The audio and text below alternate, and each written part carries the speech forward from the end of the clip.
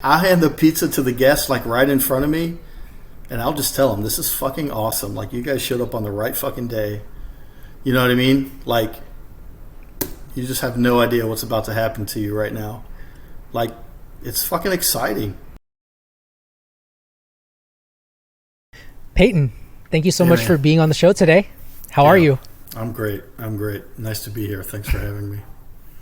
Cool. I appreciate you for being here. I have one way that I like to start the podcast, and there is no right or wrong answer. Yeah. What's good dough? I don't know. I mean, at the moment, I'm like hanging out in Nashville with some cool people, and I've met some really cool people here. And the reason I'm here, came here to play like in this kind of ridiculous adult soccer tournament. And the fact that I have like a life and a business and sort of the modicum of personal freedom to commit like a Friday and Saturday and Sunday, considering I work in the restaurant space, to come do this is pretty good. So that's kind of a decent barometer of something, I think. I don't know what. But that's pretty good. So, yeah, that's it right now. That's cool. How about before we talk about pizza, maybe we start by talking about the importance of play and separating yourself from your day-to-day 12 plus hours a day, I'm guessing, in the business. How important is that to you? To me, the idea of play or balance or time off or whatever you want to call it is built into my perspective or my mindset. It's literally the reason. Like, my business exists to for my benefit, not the other way around. And maybe I don't know if that's a unique perspective or if it's a minority perspective. But to me, it's essential, really. It's kind of like we work hard, we invest a lot of time and energy, and basically all of our finances and our future finances and everything else. And for me, in order to do a thing that hopefully makes my life better, if it doesn't make my life better, then there's no reason to do it. So the finding time away, finding time to sort of recharge my battery or do other things that excite me and sort of fill me up is incredibly important. So I can't separate those two things. They're one and the same. In order for you to have a business, you have to have freedom, and then having that freedom is essential to the business. Yeah, I think I kind of think about duality in most things, whether you want to call it like the good and the bad or the cost and the payoff or, the pros and cons, however you want to refer to it. The way I've tried to fabricate my business and set sort of my life is that when I'm there, I'm 100% there. And if I'm not there, then I just trust that people have it figured out, and hopefully I've done a good job setting the table for them. And otherwise, I'm out, man. I'm doing my thing. So many people work 24 hours, 7 days a week. People in the entrepreneur space or in the independent business space, and I think they forget what the fuck are they working for. So I don't know. I don't forget that very often. So I have my fun. Yeah. But I also love my work. So I have my fun when I work too. Work to me is incredibly fun. Yeah. I mean, we're in this like hustle hard kind of era, And you talk about the cost and the payoff. What is the cost if someone doesn't take a break? What do you think that is? Just to kind of hammer down the point for people who don't believe it's necessary to ever take a break. There's like, in my mind, what the cost is, and then there's in my mind, like what the pitfall of the idea of the cost is. My dad was an entrepreneur basically my whole life, and he was a great example of a man who used his business to build his life the way he wanted. So he was always a present dad and always a present father. Present husband. And so that made a huge impression on me.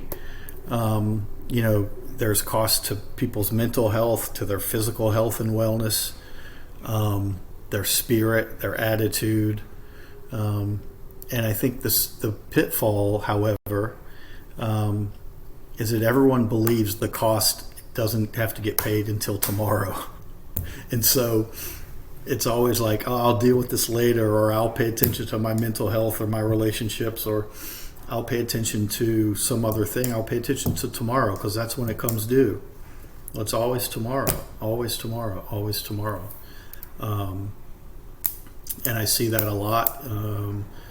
Particularly, I'm surrounded by people now in this industry. I've just sort of luckily, I guess, become friendly at a minimum with a guy who's sort of very famously struggled with like major health problems and physical and personal burnout and all kinds of shit just because it's like it's easy to get stuck in this mindset of we have to do more, we have to produce more, we have to be more creative, we have to please everyone else, and then we're the last ones to sit down and eat, always. And so, yeah, it's not a small deal. And for me, I just forced myself to do it.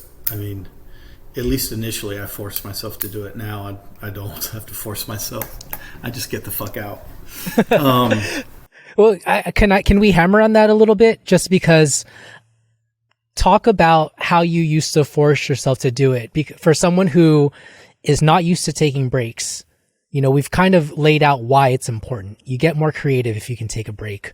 You don't pay the piper when it's too late. But how did you force yourself back then before it just became natural? I had to rely on my intellect and my rational brain and tell my emotional and scarcity brain to shut the fuck up. So I opened my restaurant in January, I think January 15th of 2014. The first pizza expo I ever went to was in 2014 in March. So I had a restaurant that had been open for 6 weeks. We were incredibly busy. I had spent at least 6 years getting this thing off the ground. Had to step over every possible hurdle. And to give you an idea how crazy it was, like in our third or fourth week, this is in January, in the middle of the winter, in a small little town. I have a 60-seat restaurant. We're doing like 280 or 300 a night. Wow. Because the demand was just outrageous. And these things balance themselves out over time. But just to give you an idea of how balls to the wall it was. And I had a relationship at the time that was really important to me, a woman that I lived with and who was incredibly supportive of me getting this restaurant off the ground. And I just said to myself, I just have to force myself to do this. You know what I mean? And something like Pizza Expo, which is ostensibly a business trip and business-related XYZ, was a perfect excuse to force myself to just say, okay, you guys know what you're doing. Just do your job. And I'll check in with you every day, but if you're otherwise good, I'll leave you alone and call me if the place burns down. Otherwise, I'll see you in a week. And I remember it actually just being really, I remember how intentional it was for me to do that, and how much it was an exercise for me to step into a different sort of discomfort zone, so to speak. Like I said, to force myself to sort of use a different part of my brain and say, you know what, these guys are good. Everything will be okay, because you don't have any other choice to trust that it'll be okay. It's not easy to let go of your baby. It's your business. It's your baby. And it's not recommended that you just go and do that without any preparation. Clearly, you had to have some trust in your team and have laid the foundation to be able to do that. Otherwise, in your heart, you would have known not to leave. Can you talk to me more about turning off that scarcity brain? Because I think I know what you mean, but just in case I don't, please elaborate. You know, I think we all have a scarcity brain, some of us more than others. Call it sort of a finite brain, I guess. It's the part of our thinking that says we can't do this, or it's part of our thinking that says, you know, if I express this attitude as a business operator, as a public business operator, then what about all the people I'm going to alienate versus all of the people you're going to attract who you can't measure in the same way? And so we're all guilty of just thinking about the bad outcome, so to speak. And so to step out of that and force yourself into a bit of personal discomfort and understand that maybe there's something to be gained. Yeah, maybe there's a bunch of people who whatever message you have to send is going to resonate, but you can't measure them until they show up, right? It's easy to measure all the people that don't come back because you make people wear masks or you don't make people wear masks, like whatever it is. It could be the music you play in your restaurant. It could be whether you're politically affiliated as a business. It could be whether you put pepperoni on your pizza or not. Who the hell knows? But scarcity mindset says, I have to appeal to everyone at all costs. I want to challenge that as much as I can and reconsider the idea that if I lean more into being myself, if I lean more into being what I think the promise of my restaurant is, or my business, or my perspective, or my privilege in the space that I operate in, then there's people out there that it's going to resonate with. I can't measure them the same way, and I can't tabulate them, and I can't go, oh shit, I got one and I lost one today, or I picked up two and I lost three. We'll see the losses, right? But we have to understand that the gains are only going to reveal themselves slowly over time in a way that's not as linear as whatever losses we're afraid of. When people pay more for a meal, they rate their experience higher, right? Well, there could be lots of reasons for that, but that's a real thing. So don't be so afraid of raising your prices, for instance. Yeah, that's a little tangential, but you just have to practice. It's like a muscle. You have to practice you have to train this muscle of saying, oh, I'm thinking in a way that's, I'm thinking in a scarce way, and I'm fixated on a potential negative result, not considering the potential positive result on the other side of that. I don't know, because we're all afraid that we're going to screw it up at any given time. We're all afraid maybe that we're imposters. We're all, because our finances are, because we have so much to risk, we're kind of fixated on loss or risk rather than what we stand to gain. So you just, I don't know, you have to be deliberate about it, think about it, and then you have to practice it. That's my approach. It's worked for me so far. On this podcast, it's okay to be tangential. Okay. Yeah, sure. Peyton, how did you become, and correct me if, this isn't the word that you describe yourself as, but how did you become an authority in Neapolitan pizza? Eh, I don't know that I describe myself as that. Probably in the context of Neapolitan pizza in America, I might be one. And by that I mean I study pizza. I eat a shit ton of pizza. And so I've made it sort of my job personally to understand not just Neapolitan pizza, but to understand as much as I can in a real hands-on way, in a real sort of literally in-my-face way. I don't know. I was a dude who was kind of like at the right time in my personal life to question my professional life and what that means to me now, and what that's going to mean to me in the future, and what that would mean to some, future family that I probably will have. And so I just had to gravitate towards something that I believed I could embrace, and something that I believed that I enjoyed. I wouldn't say at the time that I was conceiving it, I wouldn't call it a passion back then. I think that would be disingenuous or just not quite accurate. It's since really become such a huge part of my life. What were you doing before pizza? So I sold drugs. People can infer what they want from that. If they Google me, they'll probably learn what that means, but I'm not worried about the inferences there. But I worked for just a big, huge multinational corporation. I did a job that on paper seems like a good job. It's probably a good job for lots of people. It's the kind of job that if you just persist, you'll at least make a lot of money. But it's kind of a soulless, crushing job for me. And so the only two things I really ever gravitated to was sort of an inexplicable interest. One of those things at the time was a huge passion of mine, which is playing soccer and food.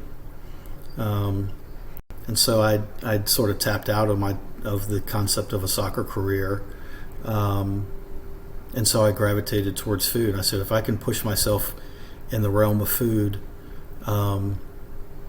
like I said, and always from the mindset of like, I'm going to be an operator, not like, let me go learn how to be a line cook and then talk myself into opening a restaurant. It was always from the mindset of being a business operator. Let me just move in the direction of food because I feel good and I love restaurants, and I love what a powerful vehicle food is. So let me just go in that direction and see what happens. And I conceived of my restaurant sometime around 2007, and it took us like 7 years to open it, with some detours in between. What were some of the detours? And hold on, just quick question. Why did you get away from drug dealing? Because wouldn't that have, from what I hear, drug dealing affords you a lot of money and a lot of freedom on the side? The problem with that is I'm either on or I'm off. Okay, so there's not a lot of like, I don't really know how to operate in the middle, so I either care about something or I don't. And so I understood very quickly that I didn't care about this thing. And so my shelf life working for some company that had the resources to, to pay me enough to have the kind of family I want, or to have some of the personal freedoms I want. Well, if you make enough money working for someone else, it's not freedom. You got more freedom being a teacher and making not much money than you have making $250,000 a year for Merck Pharmaceuticals, right? I just knew that wasn't the right fit for me. I just knew it wasn't going to work. I knew I had to do my own thing and have the freedom to do things my way and express myself. And ultimately, it was about How can I craft like a life and a career doing something that I enjoy, that I think I can love and embrace and get good at, and can give me a process to explore. But within that, like, how do I exercise like more of the better parts or best parts of me that in some other way are not going to be exercised, right? Working for some guy. So that was it. Multiple things at play, but essentially, if you as a person are 100% fully bought into pizza, not only will you work harder, but it'll just affect your overall life in all aspects of it. I mean, yeah, for sure it will. I mean, if you're, whatever you're into, right? If you're into, people are into their family, and that sort of shapes their decisions and shapes their personal time and professional time. People are into Call of Duty, whatever. Like, I don't know, man. Like I said, it was an educated guess. I didn't realize at the time when I was formulating this, it wasn't so clear to me the reasons I love soccer and the reasons I love pizza are kind of the same reasons. I didn't know that. Maybe I knew that, but I couldn't articulate that, or maybe somehow I understood that in my body or in my bones, but I couldn't rationalize it. As soon as I was in the restaurant for more than a couple of months, it was very obvious to me. How are the two the same? The spirit of teamwork and camaraderie, personal and collective development, personal and collective achievement. We train and we prep and we do all the unglamorous work, like pick a number, 40 hours a week, right? But then we only perform for like 4 hours a day, right? And so there's a very short window for us to get it right. It's a very personal business, so the people that are your zealots or your fans or your regular guests, like, you know what I mean? Once they're on your team, man, once they're like down with Wake Forest soccer, once they love Liverpool, like, yeah, they're down until you piss them off. You know what I mean? And until you piss them off, right? And we're inevitably going to piss them off, but when we do, they're going to give us the benefit of the doubt. They're going to allow us some empathy, let us be human.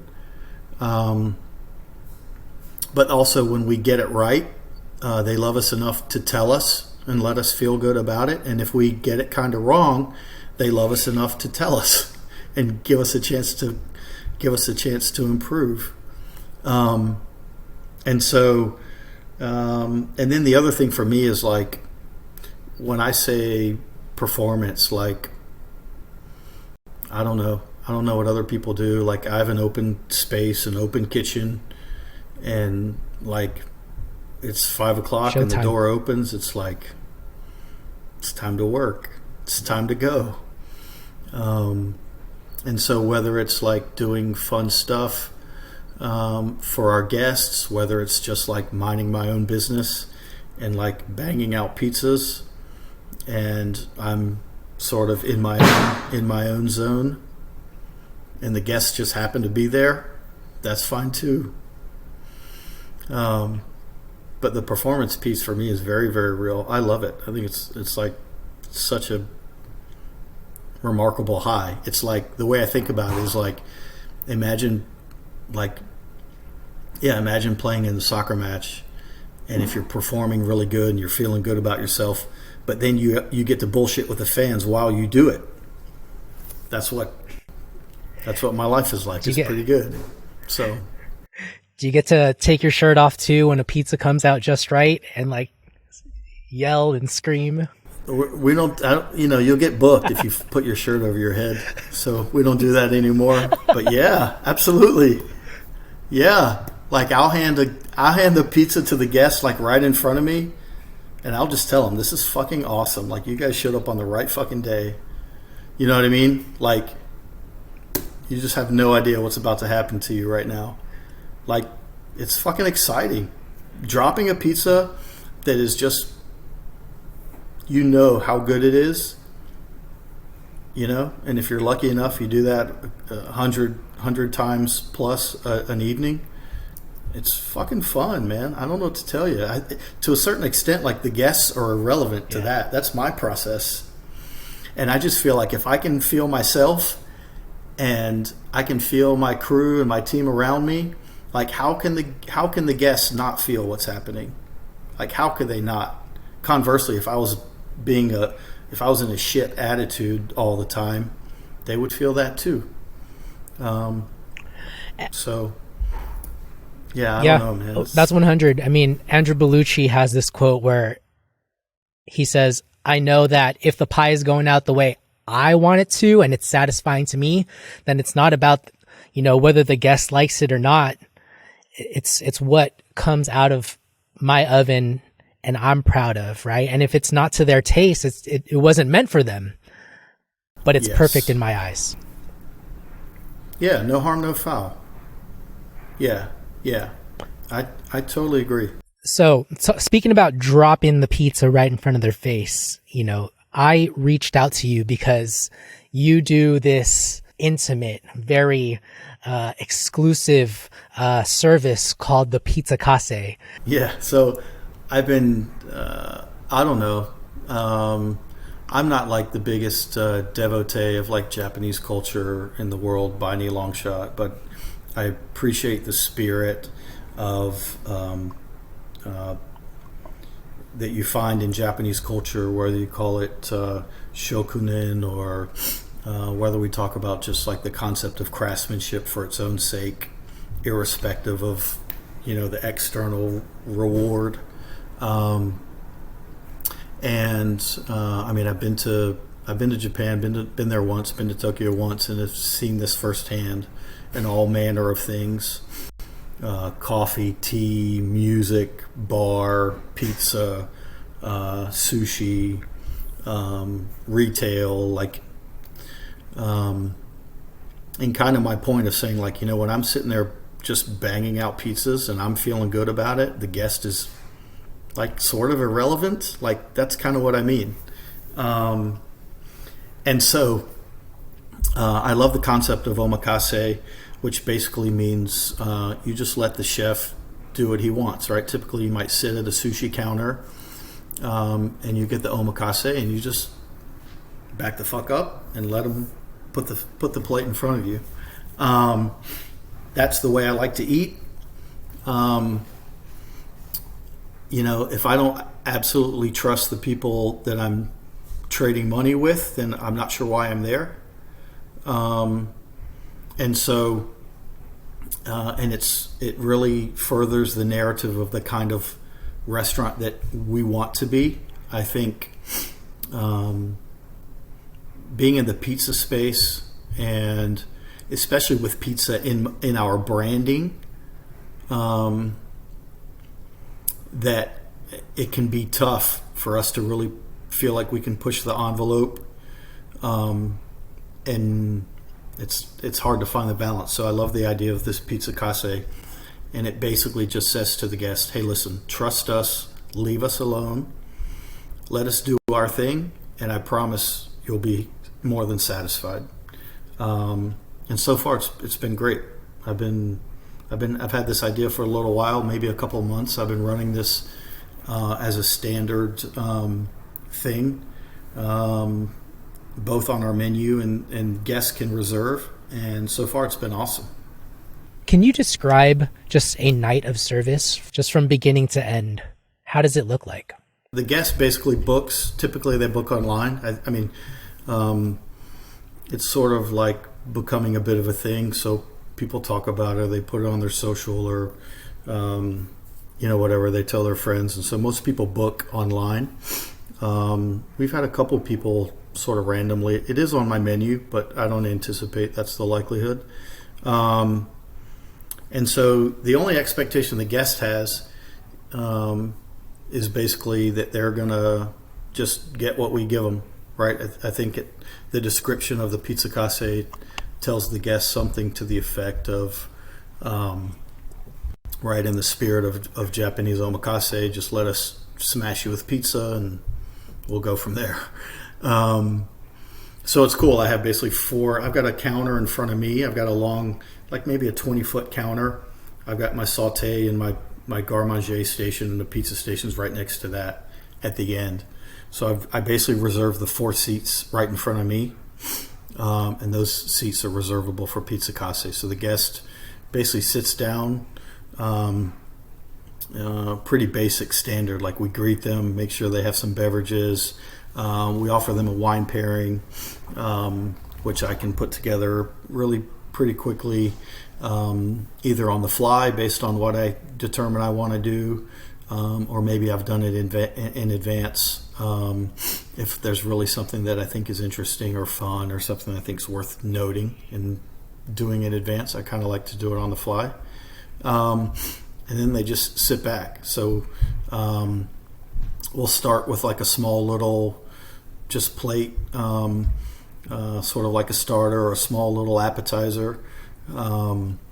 It could be just like the smallest little like 3-bite salad, or maybe some roast veg, or could be anything. Just 2-3 bites of food to get started, just like a little unexpected thing. They're expecting to get smashed with pizza. So if we can give them a couple of unexpected elements, that's good. Probably something that's either pretty seasonal, from a producer we'd like to highlight, or just something fun that we're doing, typical kind of out of the box for pizzeria food. And then I'll just ask them, is there anything they don't eat, anything they're allergic to, anything that's going to send them to the hospital if I give it to them? And typically they'll say no, and then we just smoke them. So we just feed them pizza until they don't want to eat pizza anymore. It's really perfect for like a deuce.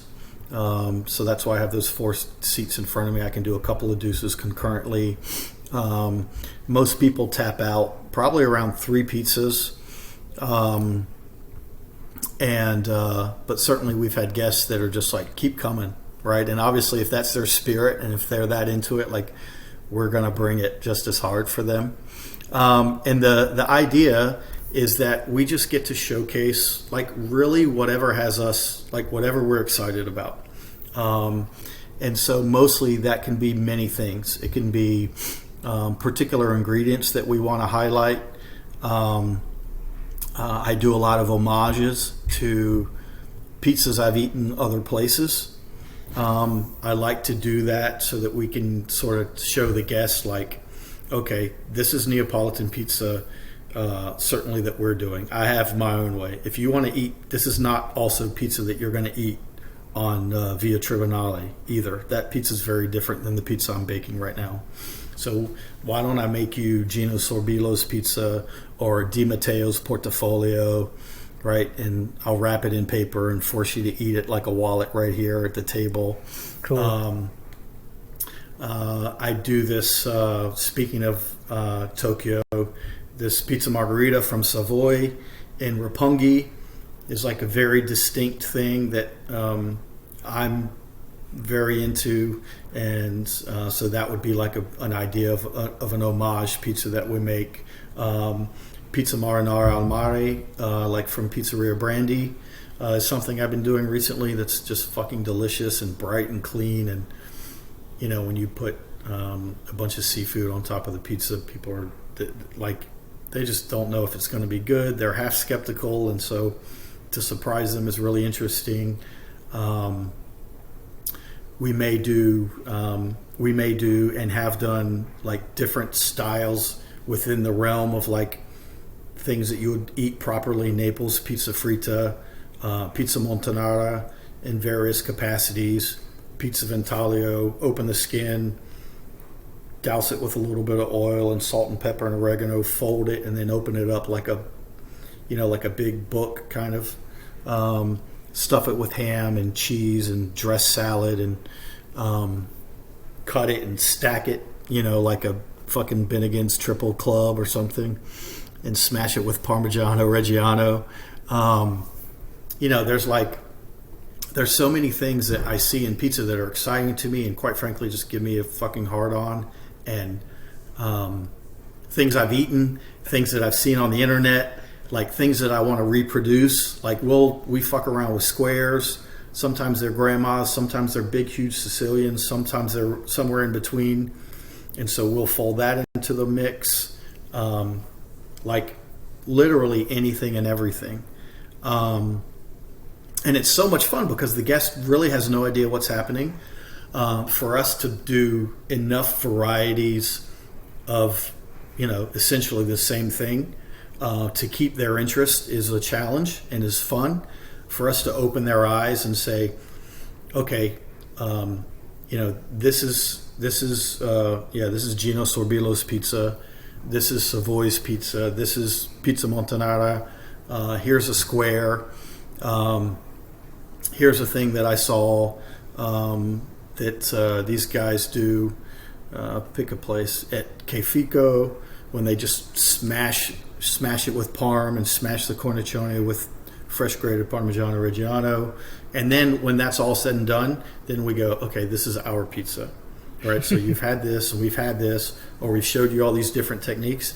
Now let's just show you like the ultimate expression of how I want to make pizza and how we want to make pizza. And let them have like as best as we can in a short window of time, like an hour and a half. Give them a really frankly reasonably educated perspective on this is why we do this is why we do this. Like this pizza I had at Savoy in Tokyo has like this crazy interesting story behind it, so I get to tell them a story. For me there's always a story, right? So it's like if I'm making Gino Sorbillo's pizza or there's a story that's attached to that. If I'm making my story with certain local ingredients or something that's really exciting me seasonally, there's a story to tell about that, about where it comes from and who the producer is and why I think it's interesting. There's just so many layers to the interaction with the guests, and they're literally 2 feet in front of me. And like I'm handing them their pizza, I'm telling them everything about it. I'm pouring their wine for them. I'm telling them why the wine works with the pizza. It's just like so much fun. It's so interactive for us. Like it's so interactive for the guest. And typically it's like home run. It's so much like it just sort of popped up in my head one day and I said, oh, this makes perfect sense. And let's do this. And yeah, ever since then, it's been awesome. It just feels like it's like the best expression of what we do. And for the guests to trust us enough to go for it, right? I mean, this is like North Carolina. So we're like, you're going to pay $50 a head plus alcohol. Like these people are paying almost $100 a head when you include tax for us to give them pizza. And so like to take, in my world, like obligation is a positive word. Okay. And so for me, like it's a real like beautiful obligation that we have now to really deliver on the trust that these people put in us. And the human component of it is awesome. And to see people be enthused or excited or to learn something or to come back at me with questions about why is this like this, or why did you do this, or why did you bake this other pizza that way and you baked this one this way, why did you open this pizza up or handle it like this but the other one you did it this way. It's just, I don't know what to tell you. It's awesome. And then at the end of the meal, like we'll give them another little unexpected bite, like a 2-bite dessert. And that's kind of it. Like that's the deal. So they'll sit down, probably takes them about 90 minutes.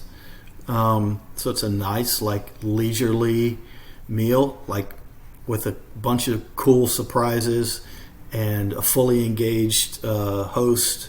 And yeah, man, it's like, it's awesome. It's so awesome. I'm so happy about it. It sounds too awesome. And I hate to just like crush this like artistic pursuit of yours, but like how did you come up with the $50? And is this basically a screw the money type of thing, or do you actually make money off of something like this? Oh, we can make good money. I mean, in my mind, I wanted, frankly, the pricing is good for us. It's good for the guest. It's like one of those sweet spots where, given what they receive, both the variety and the abundance and the interaction and the personal touch of it all, they absolutely get more than they pay for. There's a really good value for us as an operator, and it allows us obviously to do, if we want to go a little different direction with an ingredient profile that is a little different than maybe like a standard pizza margarita, it allows us the freedom to do that also. And then there's lots of wiggle room, right? So like I said, some people will eat 3 pizzas and they'll tap out, and somebody else will just say, let's go, let's go, let's go. And that's a lot of fun too.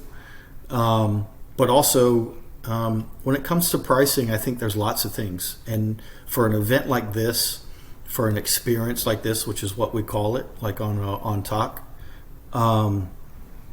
we really want to prime the guest in a way that says, this is like, you may not know what to expect, but for $50 a head, plus your own math of tax, tip, and alcohol, right, you can at least prime yourself that this is not what you expect. Right? Whatever you think you expect, whatever your idea of pizza is, whatever you've had previously, whatever you think about Neapolitan pizza or American pizza or Southeast USA pizza, doesn't matter. Like for $50 a head, like I know I'm going to get something that's unique, and I want to set the bar high for the guest, and I want to clear that bar by a mile. So we're sort of laying down our own little gauntlet for ourselves, right? Like if we're going to charge people $50 plus, like we better bring our shit. And so that's a good personal challenge. But yeah, it just happens to be a good sweet spot that tells the story, allows us to engage in a narrative that's much more in the direction of the place we really want to be long term, which is trust us, right? Trust us, let us do our thing, and we'll all be rewarded. Primes the guest in the right way, holds us accountable in the right way, engages all parties to everyone's benefit. It works out really great. I'm so happy about it. I would be on that all day, every day. Let me just, clarify that. I am too down to just fly over to North Carolina and take one of those 4 seats, probably 2 with my wife. But let me ask you this. Is it possible to run just that Pizzakase as a concept? Is there any thoughts about scaling this to more than 4 seats? What's your opinion on that?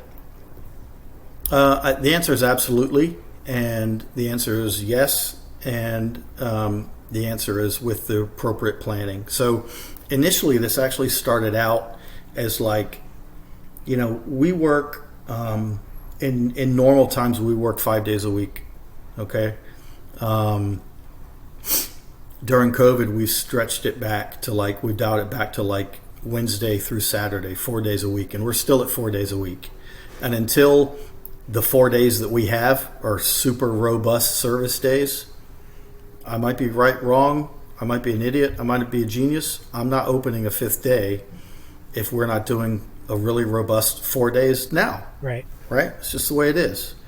But then I said to myself, and my brother was in town, and we fucking have a few beers, and we're feeling good, and we're just, sort of spitballing and brainstorming, and I was like, and then he and I are thinking about, we're planning on doing something, and so I need to get his feet wet in an operational way.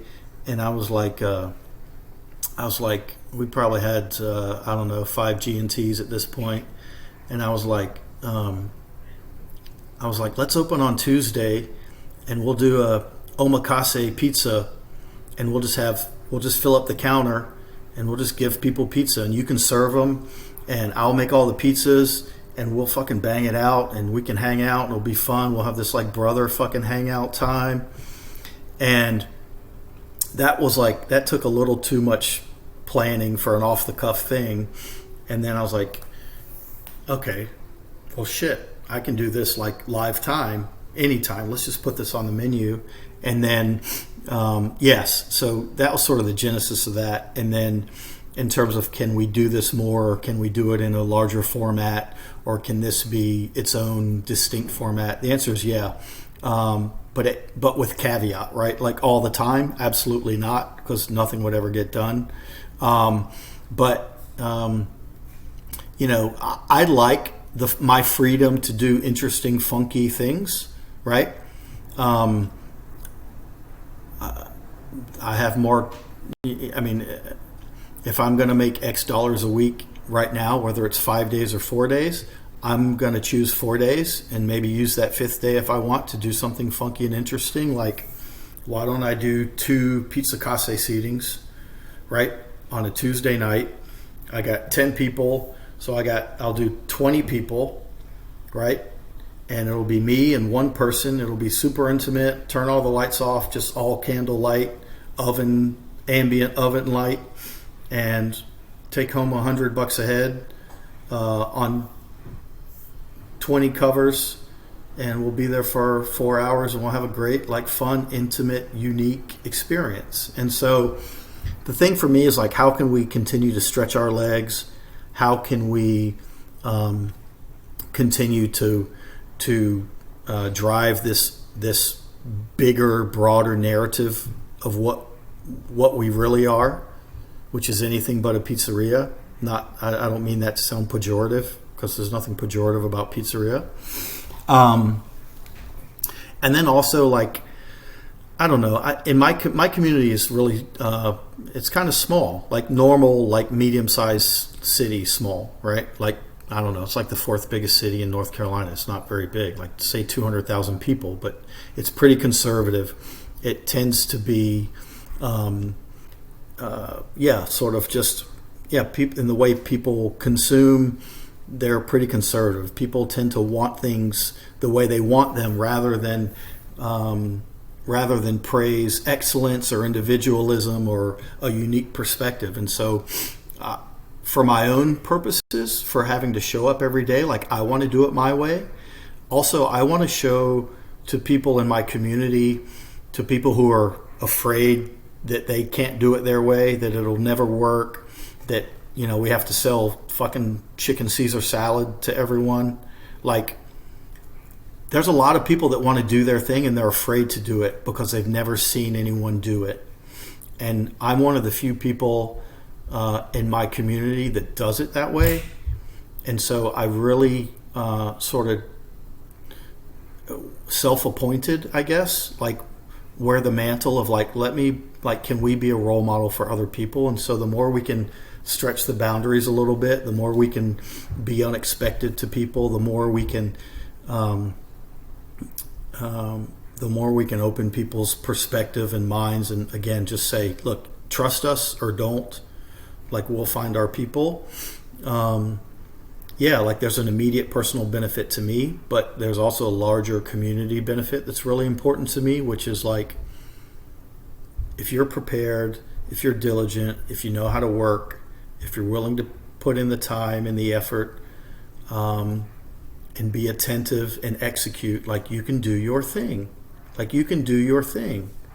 Like, if we can get people with frequency to spend basically $100 for a fucking pizza meal in Winston-Salem, North Carolina, you can do your thing. You can sell your tamale. You can sell your ramen. You can sell your bao. You can do your thing. And so that's important to me too.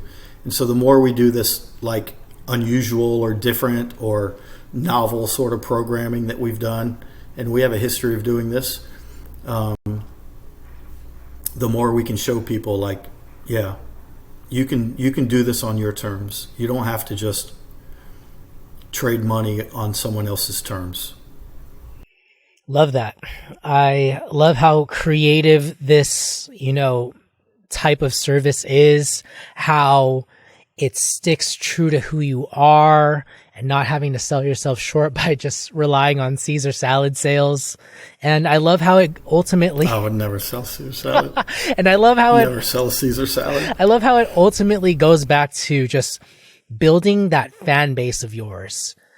That is so important. It's like you are going to be known as the pizza soccer team that can kick a goal from across the field, which is also known as the Pizzakase. It's like your trick. It's your, what's the word? Your old reliable. I don't know what I'm trying to say over here, but essentially you have this special, way of presenting pizza that your fans will gravitate towards, will love you for. And that is so cool. The question is, are you okay with other people taking that idea and running with it too? Is this something that you've trademarked or copyrighted at all? To be honest with you, I probably will trademark it. And so we're in the process of looking into that right now because at this point, I've got to trademark a few other things. I'm working on this business entity with my brother, and so we need to trademark some things. But it all depends. You know what I mean? If I was in the business of being like my own trademark cop, if I indeed trademark this thing, then I probably would exercise some discretion. If I thought someone was doing it with the right kind of spirit, then I would say go for it, right? But as soon as someone bullshits their way into this, right, with the wrong intent or just ill-informed or then I might say, hey pal, you need to chill. But yeah, I was actually talking to my brother just the other day. I need to trademark this thing. So I think you got something on your hands there, and it seems very special. I think the way that you execute it seems special, and I agree that you should be a cop if people are, bringing down that Pizzakase, the greatness of it all. It's fun. It's so much fun. Very cool. I want to take you to my next set of questions. I am slowly deeming or calling the Magic Six. And just, these are very simple questions. Hopefully you can share. If you can describe your first question, if you can describe your pizza in one sentence, how would you go about doing that? My pizza is a very personal product, made with intent and true love and care and commitment, and intended to be eaten hot. Hot pizza doesn't wait. That's my pizza, irrespective of the characteristics of it. Awesome. Love that.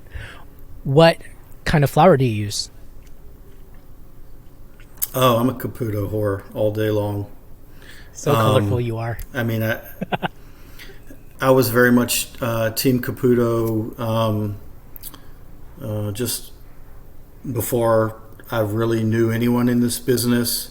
I've been very lucky, incredibly lucky and fortunate to sort of fall into a group of pizza makers and pizza people with the Orlando Foods family. And I don't use that word cavalierly when I describe them. And they've embraced me in such a remarkable way. I'm like, I mean, I literally have Caputo flour in my skin, in my body. So, yeah. Cool. Tomatoes. What tomatoes do you use? So I blend a tomato. So I blend a California tomato with an Italian tomato. Can you give brands? Chow and Alta. So I use Alta for some other products in my kitchen. And when I first was coming up making pizza, I liked how bright the Alta tomato is. And I started blending it with the chow tomato, I don't know, a few years ago, and it gives me kind of the balance that I want, which is this really clean sweetness with some brightness that really opens it up. So not too much of one or the other. The other thing I like about it is, sometimes you get into a new lot of tomatoes, and they're not always the same as the previous lot, obviously. So the yields are different, the crops are different, the harvest is different. So we can get it between a couple of different brands of tomatoes. We can blend it to a thing that's as reasonably consistent in flavor as we want. And Stanislaus Company is a great company. I mean, they're great people making really good products. We've used their olive oil quite a lot, off and on. So that's another sort of unabashed plug. They're just super people, really super people, Cortopassi family. I love them. I use Alta Cucina too. Cheese. What kind of cheese do you use? Yeah. So unfortunately during COVID, and we're only just now getting to the point where we can sort of start to revert back, but for the past few years, I was lucky enough. I met a guy who was sort of wanted to be a pizza maker from Paestum, a guy named Alfonso Ciano, who moved to Charlotte and thought that he was going to be a pizza maker. And I'm not sure if he made a smart decision or a dumb decision, but instead he decided to be a cheesemaker. I guess the Paestum in his blood left him no choice. And so he has a really super company called Ciano Mozzarella. We've been using their product for, probably pushing 4 years since he's been in the Carolinas, shortly thereafter. What I love about his product is it's delicious. He's a super guy. He's become a great friend of mine. He's able, probably just because he cares about us, to spec the cheese for us, which I'm sure is unique for him. But he takes great care and love and pride in what he does. His company is called Ciano Mozzarella. And so I've been really happy to support them and try to promote them at like New York Pizza Festival and a variety of other things. And yeah, so unfortunately during, like, his product has like a 5-day shelf life. Like it is like dunzo. I mean, and so when things are popping and we know what we're going to do and we know how much food we're going to sell, it's not a problem. But during COVID, it's been a bit of a nightmare. And so, yeah, we're just now revisiting it. And luckily, he was able to pivot his business and get into some retail, some big retail in the Carolinas. So I was really happy for him. It sort of assuaged some of my guilt. But yeah, we're just getting back to that now. So that's yeah, there's a lot of great cheese companies. All the big guys are that everyone knows. Galbani and Grande and Belgioso, and these are all really good companies that make good products. For me, it was really exciting for this local guy to show up and to both use his product and work with him to get the product that we need and probably help expand his competency a little bit, at least in the beginning. Yeah, we pay for it, but we believe it's worth it. But we do that with everything else. So, yeah. Awesome. Oven. What kind of oven do you use? Yeah, Stefano Ferraro. Stefano Ferrara is another guy who's been really special to me and has become a friend of mine. And yeah, I love his oven. I love the fact that I can get his oven incredibly hot, but it still is a gentle oven. There's a lot of good oven manufacturers out there. Each one has its own characteristics, That's neither good nor bad. But yeah, I love that I can just get that oven so hot, depending on where I need it. But when I lay a pizza down, it's still going to be remarkably gentle on the bottom of that pizza. My oven's in great shape. I've had my oven this is our 8th year. We put sheet pans in there. We put saute pans in there. I mean, we're gentle on it, but it's in remarkably good shape. He's become a really good friend. He's taken me to one of the great undiscovered great pizzerias in the world in Pozzuoli called Omakase. This guy Salvatore Santucci, who no one knows, but is an unbelievable pizza maker. And so we've had a great time with Stefano and his family. They've been really good to us. Awesome. And last question of the Magic 6. If you had one topping to place on your pizza or finish it off with, what would that be? I mean, I'm like, in my mind, pizza marinara is like untouchable. Nothing, a good, well-made pizza marinara is cannot be improved upon in any way, shape, or form. Lots of really good, delicious olive oil. I like mine pretty heavily with garlic. I use I use fresh as well as dried oregano and a good bit of basil on my pizza marinara. If you like anchovy, go for it. But I mean, pizza marinara is it. That's it. Maybe a little Parmigiano if you want afterwards. But I don't. Pizza marinara is it. Keep it simple. Yeah. All right.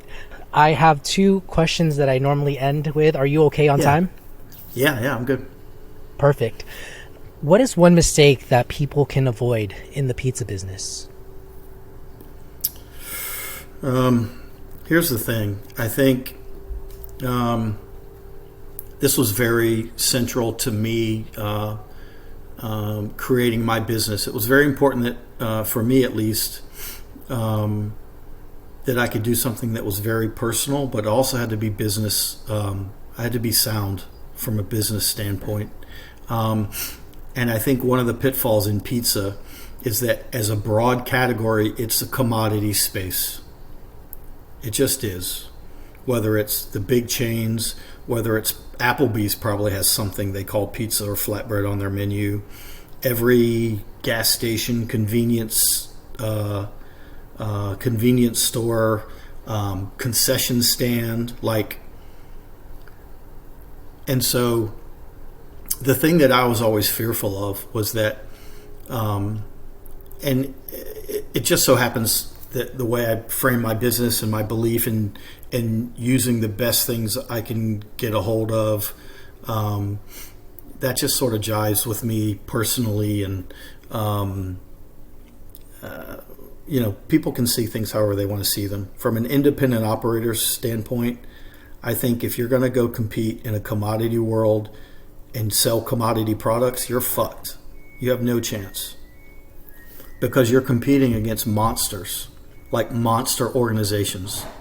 So the people that I know, that I see, that I interact with, that are really smoking it in the pizza space, are doing it their way. They're doing it with distinction, whether it's their point of view, whether it's their expression on the plate, whether it's the quality and the variety and the novelty of ingredients they use. I just got a 1-star Google review, literally 2 days ago, and the review says, everything on the menu's in Italian. How about some English? Well, let's not even talk about how if he said that about a Chinese or a Mexican or an African restaurant, how incredibly fucking racist that is. Okay? Let's forget about that. But let's just consider, if I want to compete, right? If I want to meet this guy on his playing field, I'm fucked. right? And when you invest your time and your energy and your money and you feel like your entire life is at risk if you fuck it up, emotionally, right? Again, in my scarcity brain, I get it. I get why you would want to buy the cheapest thing you could buy and compete on price, but you're fucked. You're fucked. Panera will smoke you. Domino's will smoke you. Applebee's will smoke you. You're going to lose at every time. So we have to be distinct. You have to offer something unique. You have to offer a perspective of real integrity and value. Because if it's just convenience, right, and price, you're always going to lose until your name is Bezos. And that's not going to fucking happen. Right? I had a woman, my first year I was open, I had a woman and she was really sweet. And I really appreciated where she was coming from. She was sort of like, she had some feedback for me and she was getting like in the mom zone, right? And to give you some context, like she and her husband, I learned, had some sort of a franchise business that failed, right? And just recently, and she came into my pizzeria and she was trying to offer her feedback. And I said, well, just come meet me. I'd love to talk to you about it, right? I've been open for 6 months. I'd love to talk to you about it. And look, my pizza is so much better than it was in our first 6 months. Also, in our first 6 months, I was really proud of what we were doing, right? And this woman basically said, after all was said and done, she kept commenting on the price, and so I said to her, well, it sounds like you just don't value what was on the plate, right? Because price means many things to many people, right? But what we're talking about is value. She kept talking about price. And I said, how little would I have to charge you for you to think it tastes good? What'd you say? If I charge you $5, would you think it tastes good? Would you think it wasn't burnt? Would you not freak out about the crust? Well, she doesn't have an answer for that. No one has an answer for that, right? And so I don't know where that came from in the moment. But ultimately, it just comes from this idea of like, yeah, man, like price is not irrelevant, but also if you, as a pizza operator in the world,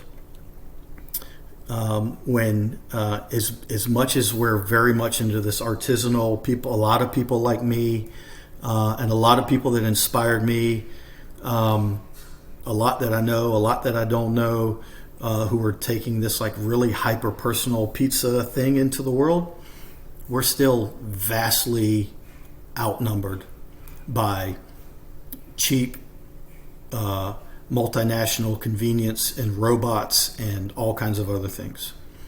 If you want to go compete in that space, you can do whatever you want.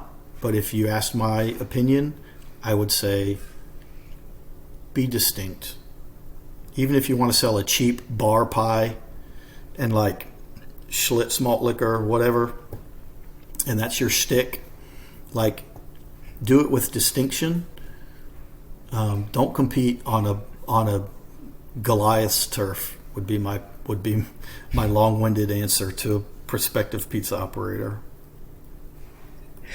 You should see the chat right now between me and my producers. Like, my brain is going crazy, and they're just like, dude, shut it down, Peyton. I normally offer my 2 cents after this, but, like, I have nothing else to add. Thank you for sharing that. Yeah, my pleasure, man. And what do you want to leave the audience with today? There's a lot of great pizza in the world. And if you look, you'll find it. My life is remarkably centered around all things pizza in many different ways. And I know not everyone is really that into pizza. But what I found is pizza operators are remarkably sincere, earnest people, doing the best they can with something valuable to say. And so, you know, if the choice is like order from this mom and pop that you don't know about, versus the devil that that brings it to your door. I would just say it's real simple, right? It'll cost you $15 to figure out if you like it or not. And if you prefer the other guy, that's fine. No big deal, right? But if you end up preferring the guy down the street, right, then think of all the ancillary benefits that puts out in the world, right? For a person wanting to do their thing, to support a variety of people in the local economy, right, to make their lives work, right, for some family to send their kids to school or to put food on their table, or just to put like real honest work in the world. I mean, this pizza people literally put their hands in their work every day. And so, yeah, the pizza world's a great place full of really beautiful characters, and really like inspired, loving, warm people. And they're everywhere, even in like the smallest pockets of America if you go find them. What a great way to end. Peyton, thank you so much for taking the time to educate me. I learned. This was fun, man. Good, because me and my team had a blast. Thank you. Sevi, Tristan, you guys want to say thanks? Yeah, totally. Cool. I enjoyed it. I really had a great time listening to your interview. Cool. Number one, Peyton, who's the football club you support? I don't support any clubs anymore. I watch the games. It's so much better without supporting a club. Who'd you used to, though? Here's the thing. Don't give me a hard time about this, but I fell in love with so there's a few players I loved. So probably the first was Marco van Basten. So I've always been a Holland, Netherlands fan.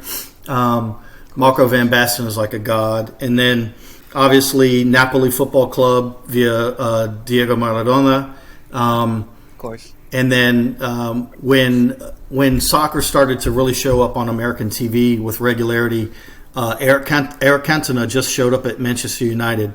Eric Cantona. And so Eric Cantona. I loved Eric Cantona. Yeah, I loved Eric Cantona with the passion. So, but fantastic. now I'm a neutral observer. Oh, absolutely. I'm going to Budapest in 2 weeks. Wow. Yeah. For which game? I think it's the semis? I think it's the semifinal round. Yeah, me and my brother, and like my boy who's basically shacked up with me right now. Yeah, we're like, fuck it, let's go. So we're gonna be there. I can't believe I watched Spain trick me into thinking they weren't gonna play fucking Alvaro Morata. Yeah, forget about that. And they did play Alvaro Morata. Yeah, so I'm a huge soccer fan. That's great. I listen to podcasts all the time about it.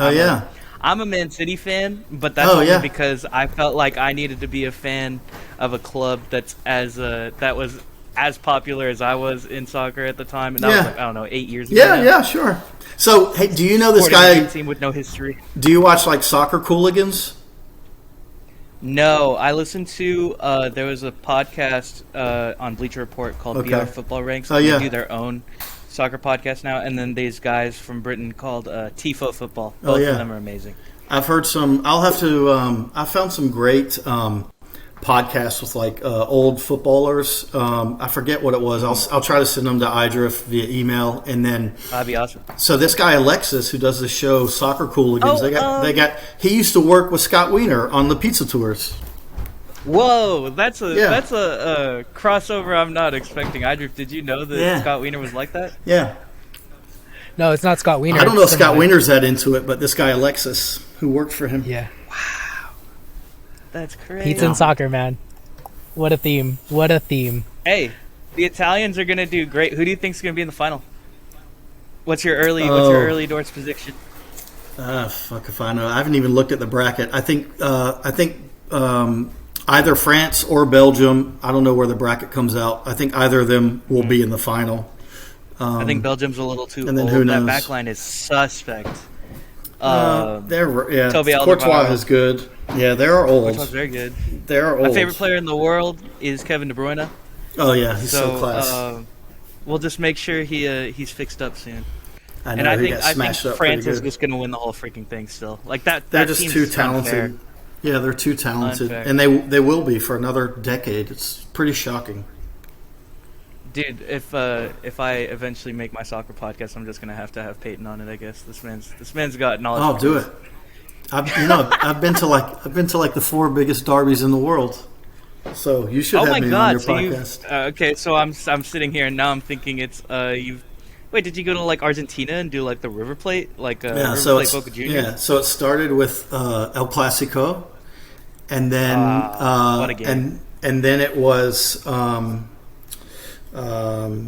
Rangers Celtic. That's the old firm.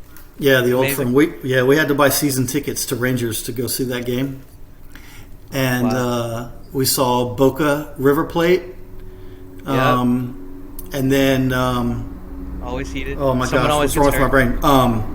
Partizan Red Star last year, right before the pandemic. Partizan Red Star has to be electric. Oh my god. The game's terrible. As a soccer game, it used to be good. The game now is terrible, but as an atmosphere, it's unbelievable. But like the fans, you got to spectate. Like everyone will die for that club. It is ridiculous. Oh yeah, both those clubs. It is ridiculous. Yeah. It was amazing. Awesome. Pleasure. I just wanted to ask those couple questions. I appreciate it. Yeah, anytime. Is it okay if I tack this on to the end of the podcast? Yeah, if you want, yeah. Okay. Peyton, you've been too gracious with your time. Thank you so much. I appreciate you, brother. And yeah, thanks. I'm happy to meet you guys. I have such a good batting average with pizza people, so you guys just add to the average. Thank you. Sweet. So did you. Yes. So likewise. Did you, man. Yeah, that's sweet. That's kind. All right. Have a good rest of your day. Thank you for making the time for us. Cool, man. See you guys. See ya. Yeah, have a good one. See ya. Bye. Bye-bye.